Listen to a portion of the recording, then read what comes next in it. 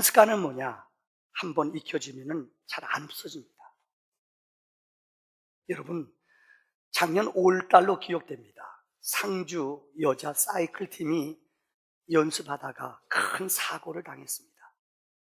우리나라 국가대표급 선수 3명이 사이클 연습하는데 어느 기사분이 운전하다가 3명을 친 거예요. 3명은 직사했고 4명은 중상을 입었어요. 그런데 사고를 낸 줄도 모르고 100m나 되는 길을 그냥 끌고 갔어요, 애들을요. 여러분 기억하세요? 원인이 뭔지 아세요? DMB를 봤어요. DMB. 그 TV를 본 거예요, 차 안에서. 얼마나 큰 일이에요. 이 작은 실수가 우리나라의 꽃다운 국가대표 선수들 3명을 죽음을 당하게 했어요. 이걸 몰라요. 습관이라는 게. 나쁜 습관은 금세 익혀져요. 근데 안 없어져요. 운동 배우는 사람도 마찬가지입니다. 운동해 본 분 아시죠? 처음에 제가 탁구를 배우거든요. 탁구 어릴 적부터 그냥 무조건 선생님한테 어릴 적부터 배운 아이들은 아무것도 모르고 배운 사람들은 금세 배워요. 근데요, 저는요, 주체 타법이 있거든요. 제가 배운 타법이 있어요. 제 나름대로요. 이상하게 흔들어요. 왜 이렇게 흔들리는지 몰라. 못 고쳐요. 되려 안 배운 게 나아요. 나쁜 버릇 들이면 이건 일생 동안 못 고쳐요. 해도 그냥 무조건 드는 사람이 있어. 이거 안 고쳐져요. 처음부터 습관을 잘 들여야지 나쁜 버릇 들인 거 못 고친다는 거예요. 또 하나는 좋은 습관이라는 게 있습니다. 좋은 습관이라는 것은 한 번 익히면은 참 떠나지 않습니다. 우리가 잘 아는 메이저에서 124승을 기록한 박찬호 선수를 여러분 알 겁니다. 박찬호 선수는 정말 세계적인 선수 아닙니까? 124승, 이거 엄청난 겁니다, 여러분들. 잘 모르시죠? 메이저에서 124승은 대단한 거예요. 내가 책 쓴 거에 봤더니, 첫 페이지에 감동적인 말이 있어요. 직구 154km 정도 던지는, 메이저에서 통할 정도 선수. 첫날 가서 연습했더니, 딱 땀 흘리고 연습했더니, 코치가 딱 부르더래요. 근데 홈플레이트에 가서 딱 그런 얘기를 하더래요. 박찬호 선수, 야구 선수의 제일 투수의 중요한 기본이 뭔지 아는가? 예, 세게 던져야죠. 스트라이크 던져야죠. 삼진장. 아니야. 뭔지 아는가? 투수판에서 공 던지고 나서 제일 먼저 일루로 뛰어가는 거다. 여러분, 야구를 좋아하는 운동을 웬만큼 하는 사람은 이 말이 뭔 말인지 알아요. 던지고 나서 무조건 딱 던지고 그 다음에 수비수가 돼야 돼요. 일루 쪽으로 무조건 뛰어가서 수비해야 돼요. 그 말이 너무너무 그때 마음에 와 닿대요. 계속 홈플레이트에서 가르쳐주는 거예요. 자기가 볼 때는 너무너무 기초적이고 상식적인 것인데 메이저 코치들이 기본부터 철저히 가르쳐. 이래서 세계에서 제일 야구 잘하는 팀이 여기구나. 기본을 철저히 익히며 아는 것이 좋은 습관을 기르는 거예요. 여러분들, 인생 성공, 장영희 교수라고 서강대학 교수의 아버지도 유명한, 장 교수님의 아버지도 유명한 우리나라 영문학자예요. 혹시 여러분 젊은이들 장영희 교수라고요. 50세 세상을, 50 초반의 세상을 떠났어요.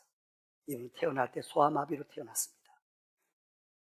그런데 소아마비로 태어났지만 50대 암이 걸렸어요.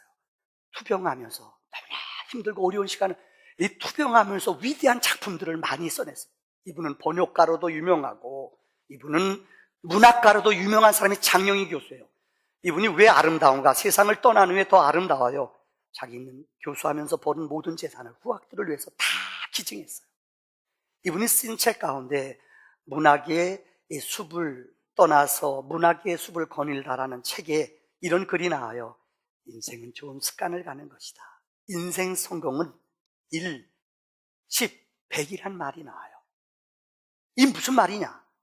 이분의 책 가운데 제일 기억나는 게 이 구절이 있어요. 인생의 성공은 1, 10, 100이다. 따라합시다. 인생의 성공은 1, 10, 100.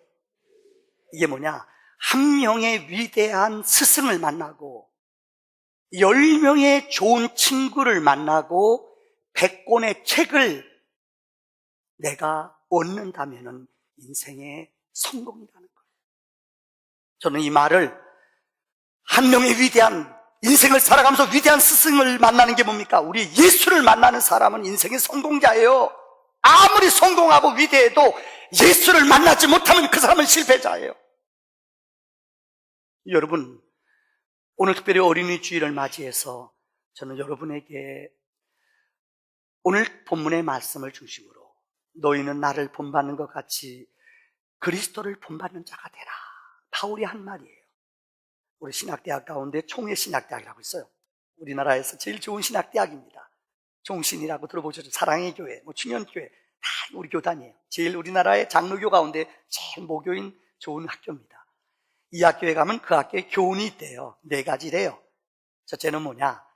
인간이 되라, 신자가 되라, 학자가 되라, 성자가 되라. 저는 이 학교 안 나왔어요. 근데 이 학교 출신 분들이 목회를 참 잘해요. 그 비결이 있는 것 같아요. 4가지 가운데 많은 사람들은, 성직자들은 성자가 되려고 그래요. 학자가 되려고 그래요. 근데 이거보다 더 중요한 게 뭐예요? 인간의 기본기가 뭐예요? 먼저 목사가 되기 전에 뭐가 되라고요? 인간이 돼야 돼요. 기본기가 돼야 돼요. 상식을 떠나면 안 돼요. 인간이 되지 못한 사람, 인격이 되지 못한 사람이 지도자가 되면은 내가 죽는 건 둘째치고 다른 사람을 다 죽여요. 사람이 돼야 돼요. 신자가 돼야 돼요. 이것이 바뀌면 안 돼요.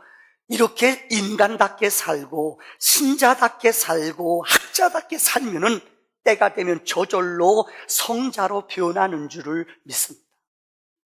여러분, 오늘 저는 여러분에게 한 권의 책을 소개하려고 합니다. 아이의 모든 인생은 가정에서 시작된다. 한번 따라해 주실래요? 시작. 참 엄청나게 미국에서 발간된 책인데 많이 팔린 책입니다. 가정의 바이블이라고 불려질 정도로 엄청난 좋은 책입니다. 이 책은요, 세상적인 스펙이 많은 사람이 쓴 것도 아니에요. 흑인 뭐 비하한 말은 아닙니다만은 어머니도 초등학교밖에 공부를 못했어요. 어머니도. 아버지도 군생활 부사관으로 오래 있었어요. 학벌도 없었어요. 아버지는요. 근데 이 집에 흑인 자녀들 9명이 세상적인 말로 말하면 너무너무 아름답게 잘 컸어요. 이 아들 가운데 이 둘째 아들인 이 레리 해리스라는 아들이 자기 아버지의 교육법을 그대로 에세이처럼 썼어요.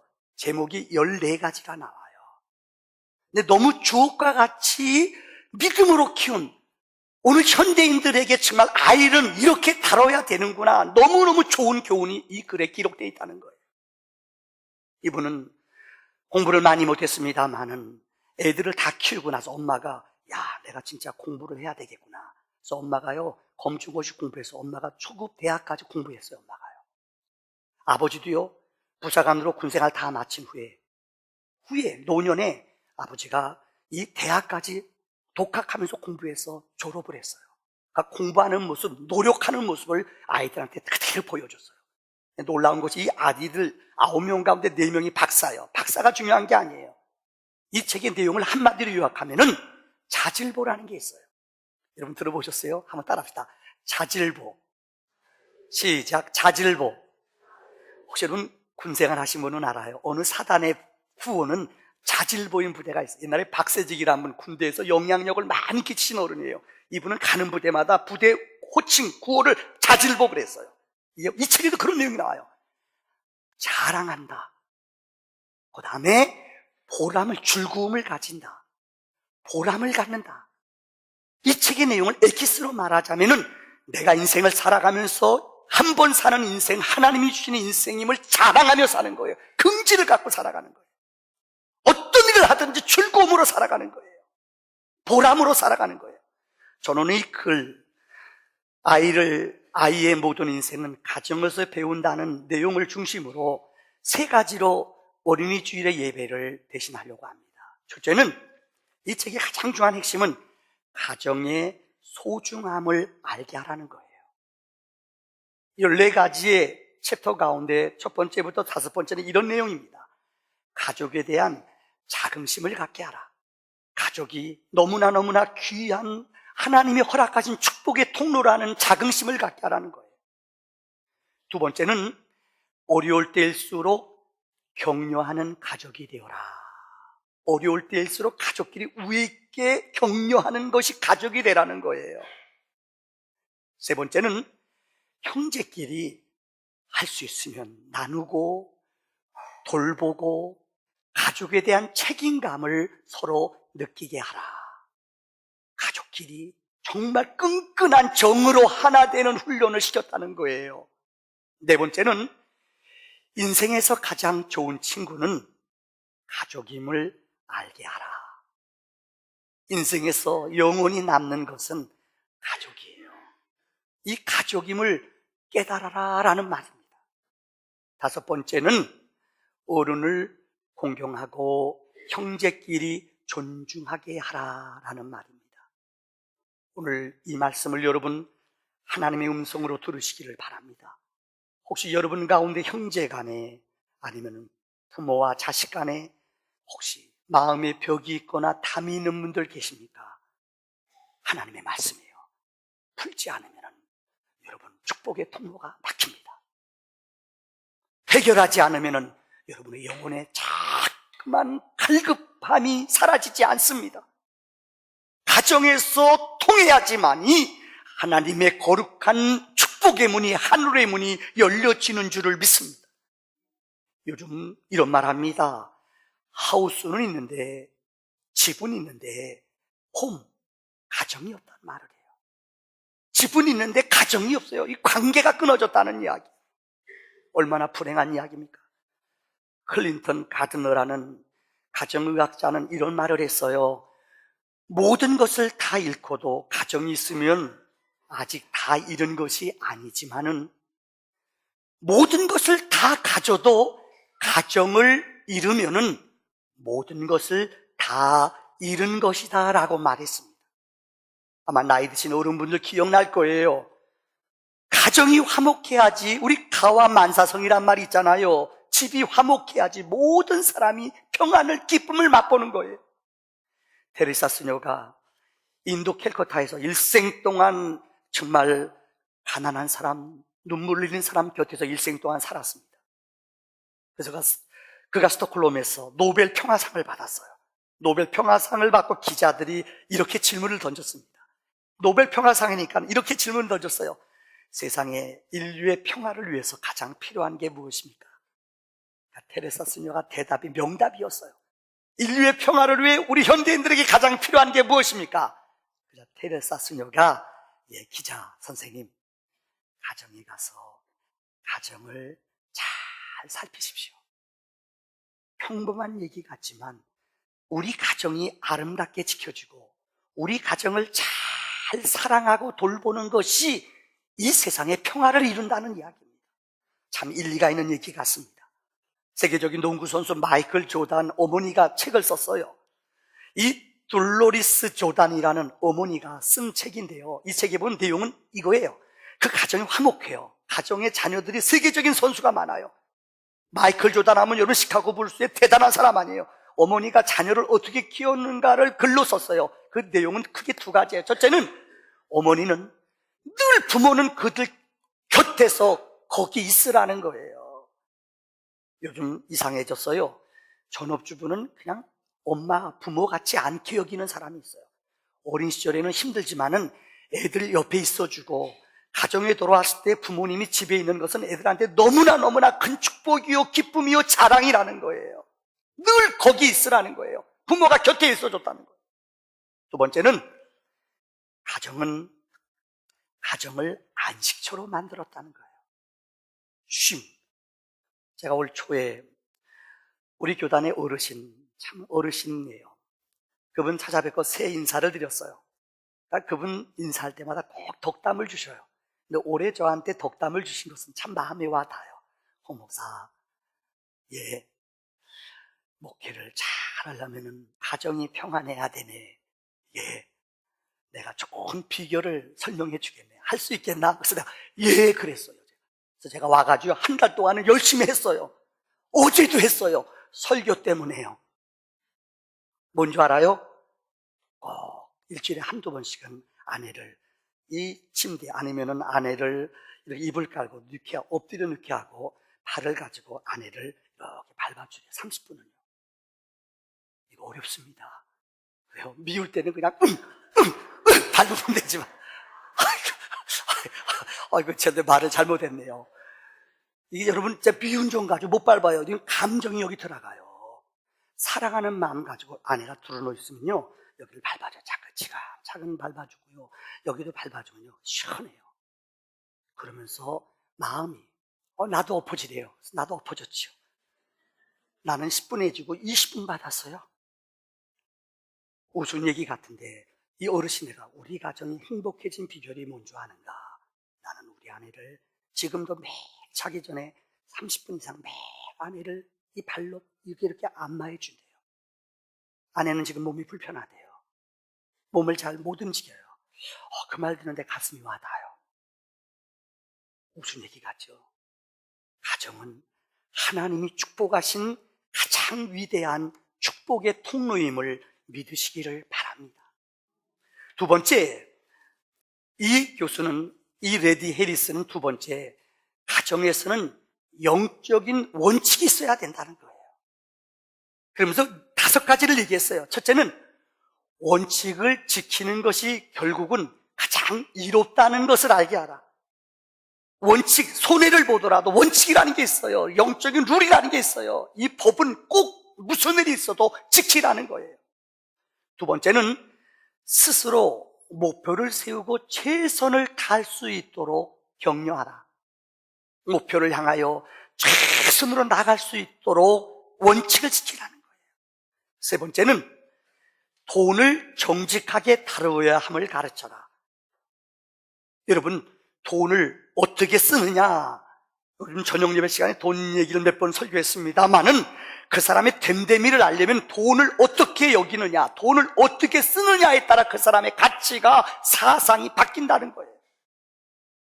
돈에 대한 어릴 적부터 철저한 교육과 가치를 가르치라는 거예요. 그 다음 네 번째는 좋은 평판, 진정한 가치, 특별히 여기는 하나님이 나를 어떻게 보시는가, 사람의 눈도 두려워하지만은 하나님의 평판의 가치를 그분이 어떻게 말하는가에 대해서 그 눈을 의식하고 하나님의 눈을 의식하며 살아가라는 거예요. 다섯 번째는 세상에 모든 이가 똑같이 소중하다는 것을 알아라. 그 사람이 좀 뚱뚱하다고, 그 사람이 좀 가진 게 없다고, 그 사람이 좀 연약한 약점이 있다고 무시하면 절대 안 된다는 거예요. 모든 사람을 소중하고 가장 하나님이 창조하신 존귀한 자로 여기라는 말이에요. 여러분, 이스라엘 사람들은 우리 역사를 보면 AD 70년에 지구상이 없어졌어요. 1948년 그들이 나라를 찾았습니다. 역사가들이, 인류학자들이 이스라엘을 연구했어요. 참 기적과 같은 역사예요. 2000년 만에 그들의 나라를 찾았는데 언어나 문화나 역사가 하나도 안 없어졌어요. 그들이 머리가 좋은가? 머리가 좋지 않대요, 유대 사람들이요. 다른 나라 사람들은 특별히 머리가 뛰어나지 않대요. 유대 사람 특별한 게 뭐가 있나? 연구했대요. 근데 특별한 게 없대요. 근데 한 가지 발견했대요. 교육열은 정말 뛰어나대요. 또 하나, 그들에게는 텍스트가 있대요. 원칙이 있는데 뭐냐? 인간의 생각이 아니, 인간의 감정이 아니에요. 우리 생각과 우리 감정은, 경험은, 용서하세요, 어르신네들 경험 있죠? 경험, 생각, 사고, 이거는 환경과 때에 따라 바뀌어요. 사람들은 믿을 게 못 돼요. 어느 때는 기분 좋아서 허락했다가 기분 나쁘면 안 허락해요. 여러분 그렇지 않습니까? 사람들이 기준이 되면 안 돼요. 그들의 텍스트는 더 바이블, 하나님 말씀. 그래서 0살부터 3살까지는 어머니가 그들에게 가르치는 게 뭔지 알아요? 성경을 읽어주고 아브라함 얘기, 이삭 얘기, 계속 성경 얘기 들려준대요. 알아야지 들려주지, 여러분들이. 성경을 어릴 적에 품에 안고 늘 성경을 할머니, 할아버지가, 엄마, 아버지가 알려주고 읽게 해준대요. 4살 때가 되면 2군데 간대요. 유치원, 라피 학교에 가요. 라피 학교에서 배우는 것은 성경을 암송하게 해요. 우리 어린 시절에 기억나죠? 하늘천 따지, 거무령 누릉엉, 그죠? 그 다음 어릴 적에 무조건 외웠잖아요. 근데 그 천재하면 아무것도 아니고 무조건 외운 거 나서 나중에 응용이 되잖아요. 그때 몰랐잖아요. 어린 시절에 구구단, 우리 엄마 무서워 죽겠어요. 2학년 때 나 천재 맞는다, 구구단이요라고 해서 구구단이요. 왜 이렇게 안 이어져요? 못 외우면 물 갖다 뿌리고 나 상처가 있어요. 구구단이 그렇게 안 외워지대요, 그냥. 근데 그때 좀 한 2년 전에 외우라고 그랬어요. 나보고요. 내가 천재도 아닌데 엄마는 나를 천재인 줄 알았어요. 너무너무 외로웠어요. 와, 못 외우면 찬물 끼얹고 왜 옆집에서 그렇게 시켰거든요. 나는 천재가 아닌 걸 알았는데 우리 엄마 아빠는 그때까지 몰랐어요. 여러분, 근데 무조건 외워요.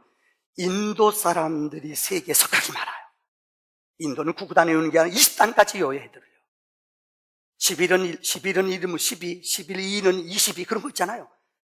이렇게 외워야 해들어요. 유대인들은 성경을 어릴 적에 12살까지 토라를 암송을 해요. 무조건이요. 그들의 교육 커리큘럼 가운데 40%가 성경이래요. 그들의 기준은, 원칙은 The Bible, 하나님의 말씀이에요. 이런 얘기가 있어요.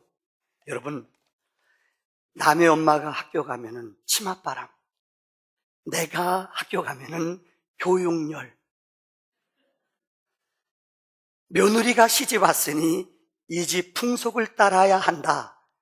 딸에게는 시집가도 자기 생활 가져라. 며느리가 친정 부모한테 용돈을 드리면 남편 몰래 돈을 다 빼돌리는구나 이런대요. 근데 딸이 친정 부모에게 용돈을 주면은 길러준 것에 대한 보답이야. 남의 자식이 어른한테 함부로 대들고 덤비고 버릇으면 정말 버릇없이 키웠구나 말해요. 그런데 내 자식이 어른한테 또박또박 말대답하고 대들면 쟤는 뚜렷한 자기 주관이 있어. 며느리가 남편하고 늘 싸워요. 어른한테 말대꾸해요. 그러면 부모님이 며느리는 참아야 되노니라. 딸이 부부싸움하고 또박또박 덤벼요. 아무리 남편이라도 따질 것은 따져라.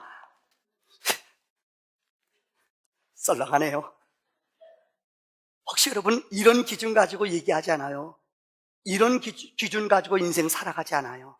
내 편한 대로. 우리들은 너무나 고무줄처럼 내 편하면 내 편한 대로 생각해요. 내 생각, 내 사고대로 고무줄 누르듯이 얘기해요. 오늘날 왜 시대가 왜 자꾸만 흔들립니까? 세속의 가치와 기독교의 가치는 틀리다는 거예요. 세상 사람들이 가는 넓은 길, 여론이 많은 사람들이 그 길을 따라가요. 그러나 아무리 사람들이 거의 99.9%가 따라가도 그것이 진리가 아니면 가면 안 돼요.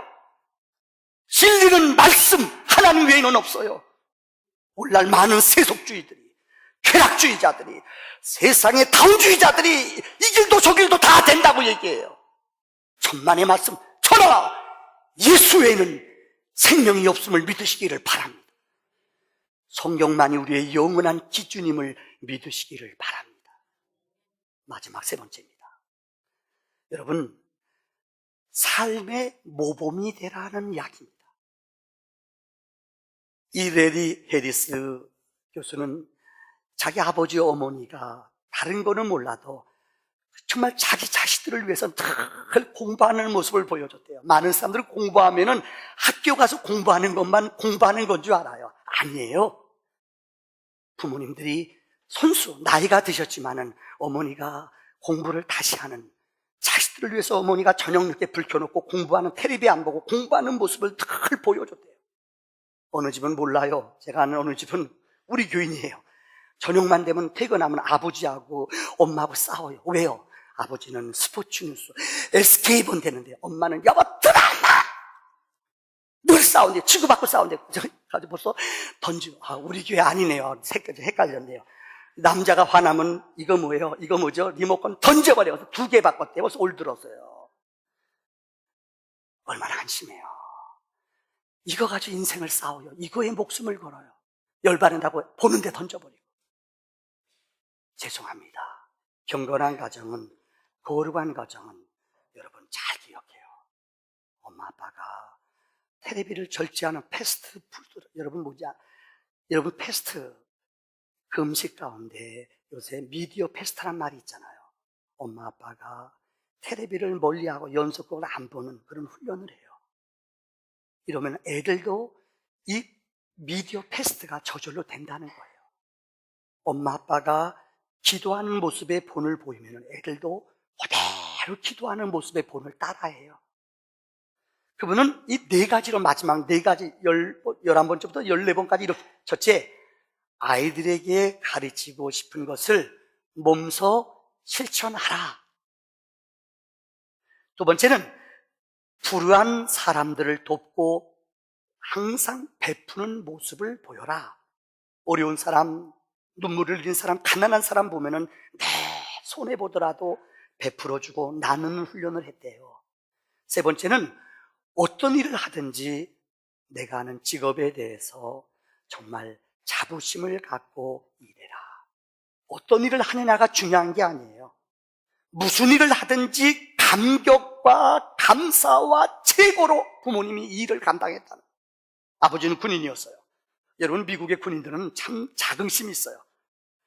성지순례 가보니까 참 터키 같더니, 여러분 참 우리 심장이 뛰어요. 터키 사람들은 한국 사람들을 보면 너무너무 좋아해요. 왜 그런 줄 아세요? 6.25 때 우리가 어려울 때 터키 사람들이 와서 우리나라에 와서 싸우다 많이 죽었어요. 그래서 한국이 이렇게 잘 산다는 것을 알고 그들은 우리나라에 우리가 도와준 것도 없어요. 너무너무 자긍심을 갖고 행복해요. 그래서 터키 갔더니, 어느 집 갔더니요, 이 한국 전쟁에 갔다 온 거 이거 집 문 앞에다 크게 붙여놨어. 태극기 붙여놨어. 지금도. 왜 그러냐? 우리가 도와준 한국이 잘 산다는 거예요. 그래서 신난다는 거예요. 얼마나 고마워요. 미국 군인도 그래요.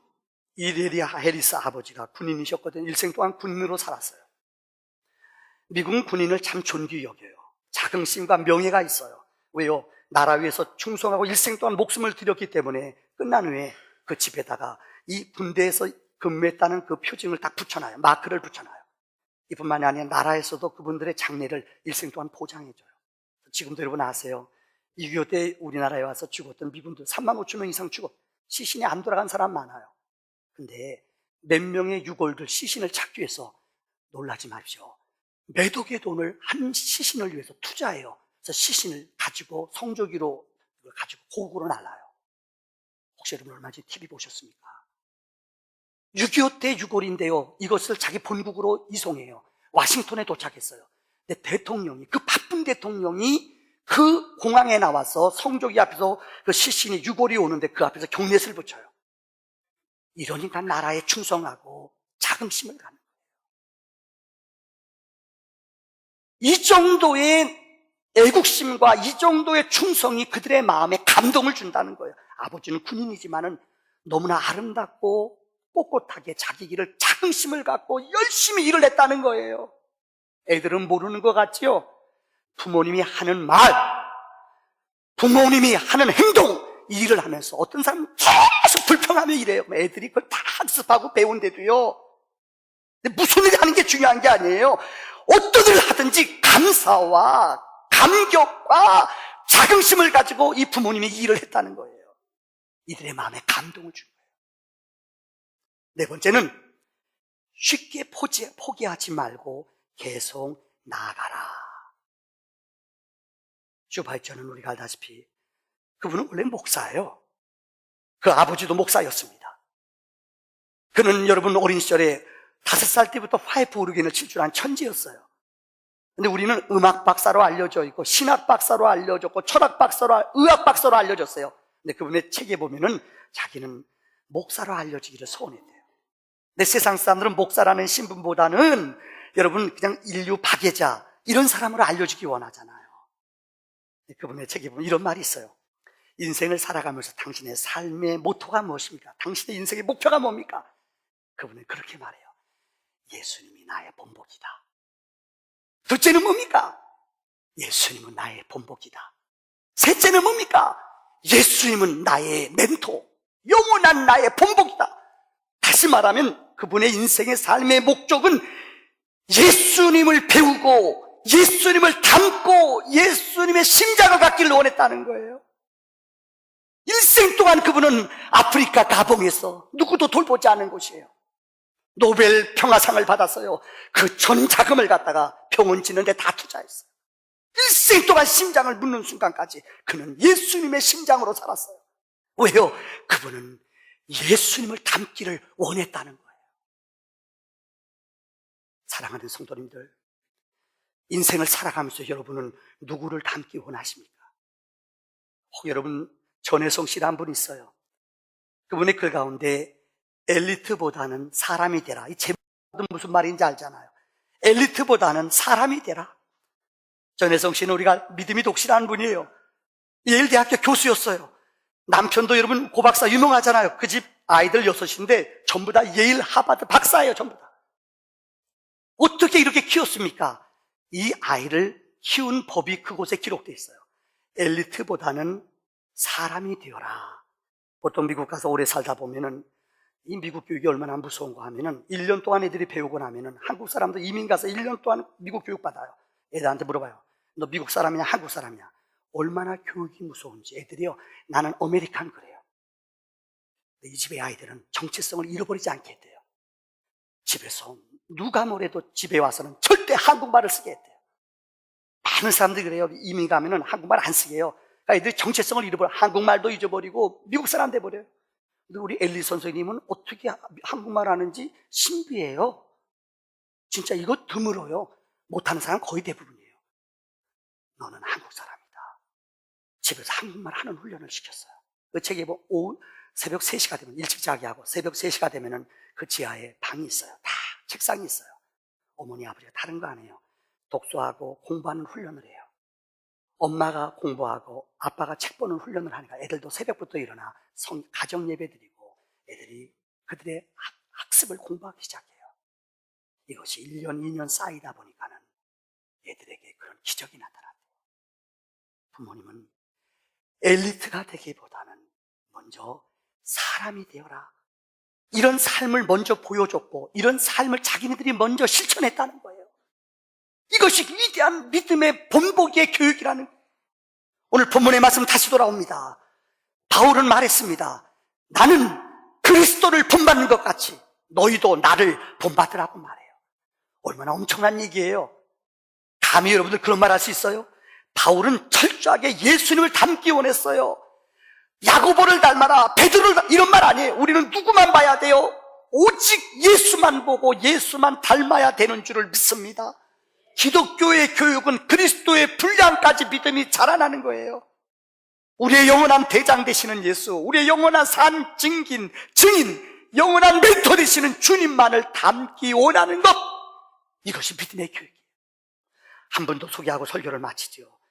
여러분, 김장한 목사님 참 뵐 때마다 참 그 어른은 이제 군목하면서 그분하고 가까이 있을 기회가 많았어. 세례식 할 때도 그렇고. 근데 참 그릇이에요. 그분의 지론가. 많은 사람들은 뭐 정치한다 뭐한다 욕하는데 참 훌륭해요. 이 극동방송이 얼마나 많은 세계 사람들에게 복음을 전하는지 아세요? 거의 외국 가서 설교하고 모금해가지고 와서 그 방송을 시작했어요. 이북의 극동방송의 복음을 통해서 이북에 45만 명의 지하의 기독교인이 있다는 거 아세요? 그들의 유일한 복음을 듣는 도구는 극동방송이에요. 이분은 그래요. 누가 욕하는 정치가 그분이 그래요. 만약에 우리나라 어느 대통령이 절에 가지 않고 기도원이 좋은 데서 그 사람을 포용해 줬다면 이분 아마 교회 나왔을 것이다. 왜요? 아무리 대통령이고 높은 사람이라도 하나님 앞에는 한 영혼이거든요. 근데 우리는 그냥 무조건 미워하고 막 저주하잖아요. 왜 여기 왔냐고 막 그러잖아요. 맞는 소리 같아요. 여러 사람들은 구원받아야 될 영혼으로 그분을 생각해요. 근데 그분은 사모님이 우리가 알다시피 미국 본토 백인분 아니에요. 결혼했어요. 애들이 태어나는데 한국에 그 당시 60년대 돌아왔는데 한국에서 소통이 안 돼요. 우리말로 말하면 튀기라고 그래가지고 얼마나 애들이 정체성 잃고 헤매는지 몰라요. 그런데 여러분, 그 아들이 최근에 쓴 책이 있어요. 지금 원천, 아마 여러분 그곳에 가면 원천 초등학교라는 학교를 기독교 학교로 세웠어요. 수원이나 지방에 사는 분은 알 거예요. 철저하게 기독교육을 시켜요. 그 학교는 기독교육을 철저히 원칙 기독교육이에요. 바이블, 텍스트가 바이블이에요. 둘째는 장애자들이나 몸 약한 아이들을 그 학교는 같이 통합교육을 시켜요. 웬만한 학교에서는 통합교육 안 시켜요. 근데 이 학교는 원칙이 그래요. 장애자들도 우리 아이들과 함께 통합교육을 시킨다.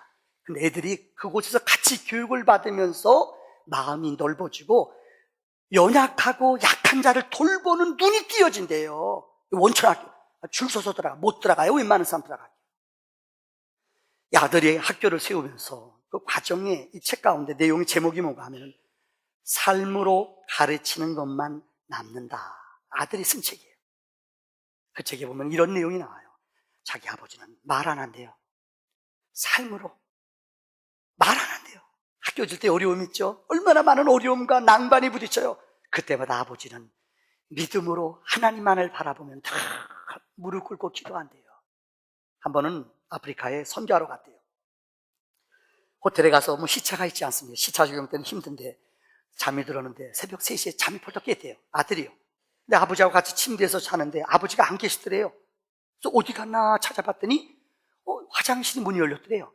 그래서 문 앞에 쭉 가서 새벽 3시에 문을 열고 봤더니 아버지가요, 그 화장실에서 그 맨바닥에다, 화장실 바닥에다 무릎을 꿇고요. 그 변기에다가 성경책을 올려놓고 간절히 기도하고 있더래요. 그래서 가슴이 뭉클했대요. 이전에는 제가 어렸을 때는 잘 몰랐대요. 철이 들고 나이가 들고 아버지랑 여행할 때마다 새벽에 일어나서 아버지는 아들이 깰까봐 화장실에 가서 불 켜놓고 하나님 앞에 변기에 엎드려서 간절히 눈물로 기도하는 모습, 민족을 품고 기도하는 모습, 이 책의 내용이에요. 삶으로 가르치는 것만 남는다. 오늘 어린이 주일을 맞아요. 우리의 마음속에 이런 거룩한 삶의 기운이 넘쳐나기를 주의 이름으로 축원합니다. 기도합시다.